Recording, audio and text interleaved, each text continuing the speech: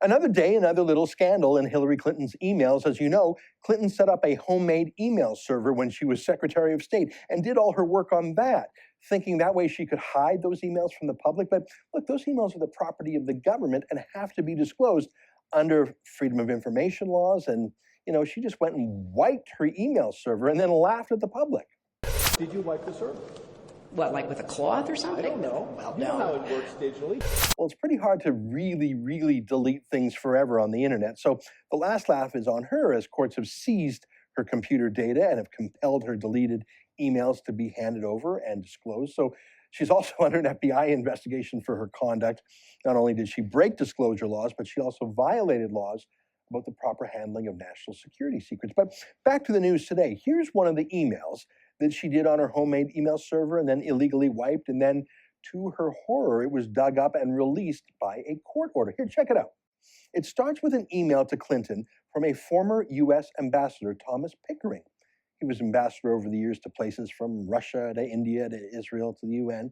Anyways, he wrote to Clinton and said that the United States should secretly foment protests and demonstration in Israel against Benjamin Netanyahu, the prime minister there, to pressure him into making concessions to the Palestinians. Here, let me quote. What will change the situation is a major effort to use nonviolent protests and demonstrations to put peace back in the center of people's aspirations as well as their thoughts and use that to influence the political leadership, unquote. Pickering goes into great detail about who the U.S. would recruit for these fake protests, getting right into details like which people, which ethnicities, where the protests would be geographically. And then he writes, most of all, the United States, in my view, cannot be seen to have stimulated, encouraged, or be the power behind it for reasons you will understand better than anyone. I believe third parties and a number of NGOs on both sides would help. So what did Clinton do?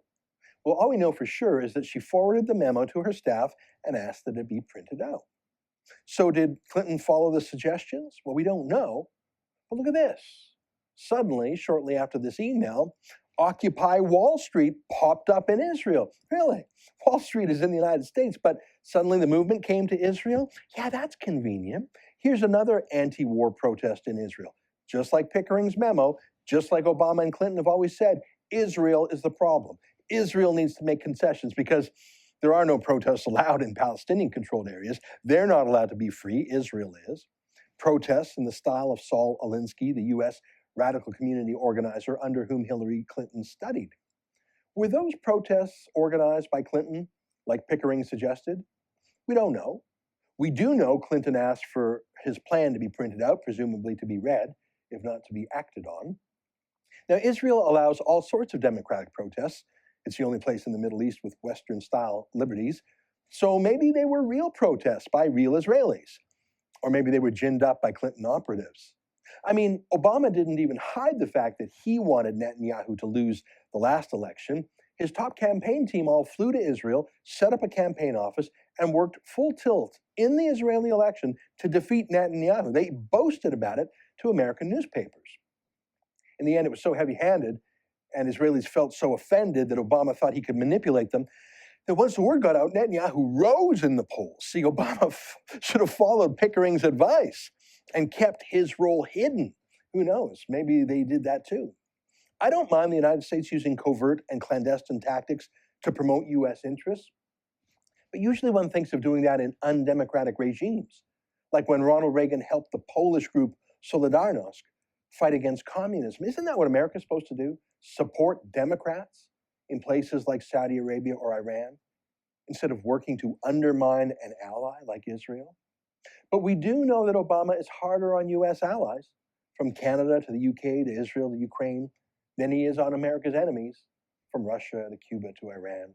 We don't know what Clinton did to Israel. And what? Do you think her lapdog media in the U.S. would ever ask her? For the Rebel.media, I'm Ezra Levant.